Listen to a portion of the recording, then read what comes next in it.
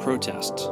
A statement or action expressing disapproval of or an objection to something. Welcome to Hong Kong. How to make a protest. The individual becomes part of the collective.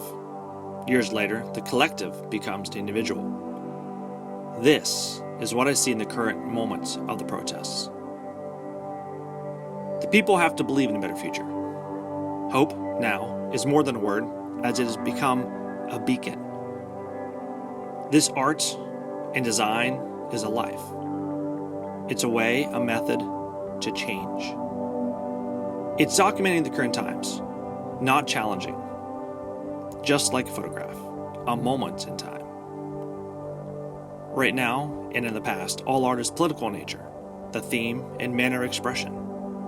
It represents all aspects of society in its time of economics, social structure, and of course, all political discourse. Why? Because you're not supposed to talk about it. You're not supposed to think about it.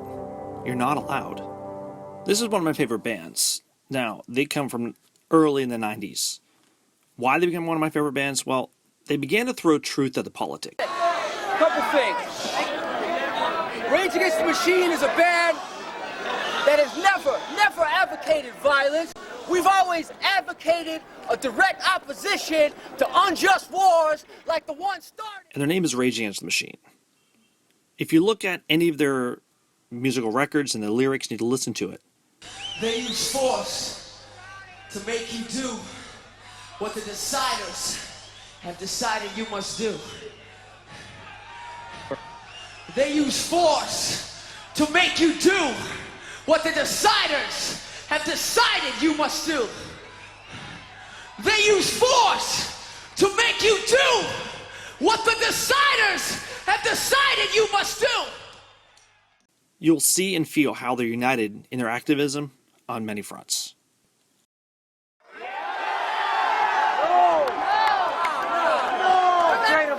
They're not afraid of four musicians. They're afraid of you. For those individuals who feel society is lacking to keep in touch with the reality of life, art, music comes forward to show us how it fights cruelty. It shows us the many ways in what has been suppressed or even ignored by those in power, those who have caused pain, and bring it to the streets where everyone can see it. This art and music, well, we feel the power through the art. It's driven through each picture, each word, and each moment. This art of the protest in Hong Kong, it doesn't modify or alter the events. It presents them to society as the artist feels responsible to bring awareness of what has happened and what isn't acceptable.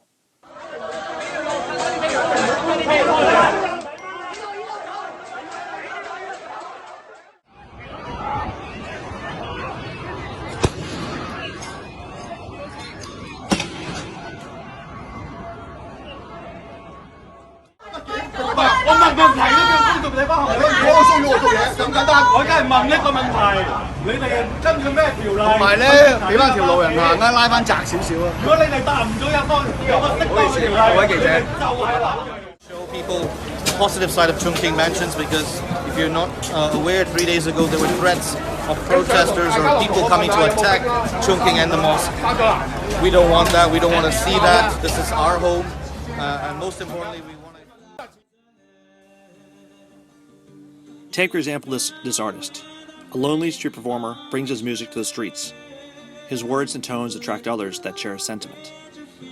A protest from one becomes a collective through music. Yet peaceful, songs of unity, and a message of hope and strength. People forget and transcends the gravity of their own situations, from fear and oppression to danger and even death. The music calms and supports people. Let's take another example. From the 2014 Umbrella movements, the leaders that eventually came out and were eventually prosecuted initially were individuals that had similar ideas as the collective. They came together to reform and spread their messages of hope and continued oppression of freedom that they wanted to expand for rights that they were deemed honorable and just. Well, eventually these individuals became part of the collective. They all believe in a better future. What they see and feel is no different being told, no, you're not allowed. the same things that we heard and we see in a lot of musicians, especially Rage Against the Machine. They use force to make you do what the deciders have decided you must do. They use force to make you do what the deciders have decided you must do. They use force to make you do what the deciders have decided you must do. And those in power have sought to say something. Now, it happened. Okay, that's fine. Now just get over it. Well, society speaks. That's not allowed. The collective speaks as the individual, as the past is still present today. And those need to raise their voices. And they use their platform to let the world know this is not okay. That is what we see in the art. That is what we see in the art of the protests. From the linen walls, to the music on the streets, to the people walking and handing out flyers and stickers all around Hong Kong. So this is the art of all forms. This is the best weapon to suppress, stop, and show how the violence is affecting everyone. It occurs, it happens. The art spreads the lies that are not allowed to be shown on the news, discussed at school, or even on social media platforms. Art is a weapon of an individual, again, as a part of the greater collective. The past is still the present. And what do I mean by this? Well, the artists are using this platform, their art, to protest upon what hasn't been answered, only ignored. The government is a lie. The police system is a lie. Art has caused the people to wake up to the reality of the present again, which is repeating the past. And most have become accepting to its tone, hidden among the talk, busy streets, and need to continue our toil and daily journeys. This art presents itself to the world, and those looking at it as truth, a fact, because those who tear it down admit their fear of the truth. This art of defiance gives society a chance to evaluate, adapt, while those in fear stay and admit they're unable to change. They rot, rust, and hide among their fear of freedom and free choice.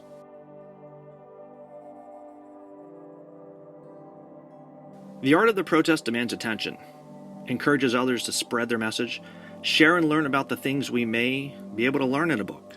I believe in art as a way to bring people into presence together. Mm-hmm. You know, I truly believe that the greatest art in the world, it's like James Joyce, Portrait of an Artist as a Young Man. He says that the greatest of art, the masterpieces, really are the ones that stop you. We understand the ideals and injustices of life happen all around us. Well, this art goes after it, and it spreads the possibility for one person, for a moment, a minute, to become a protester, to become an activist. With a note, a message, a pen, a pencil, a drawing. Its power. The pureness and mysteriousness is gone, but through art, it's become accepted. This art challenges and defines the normal acceptances of daily life. These artists, designers, storytellers, they challenge the media. They challenge the stories and lies told by those in power. Art disrupts your eyes as you walk your daily routines. It distracts your visual boundaries and pushes you to tell stories you may be unable to tell, again, to your coworkers, to your family, and even on the news. Because fear and retribution. The question I want to ask you is, what controls public space? What content challenges the idea of public space and ideas? Because this art is, again, challenging the use of public space to protest, to be an activism. And that, again, is the power of art as a weapon. I admire freedom fighters wherever they are, but I still believe that nonviolence is the strongest approach. I think that would apply to the Hungarian situation also. I don't think it's limited to a particular locality. I think it should apply in every situation in the world where individuals seek to break loose from the bondage of colonialism or from some totalitarian regime or from the system which we confront in America.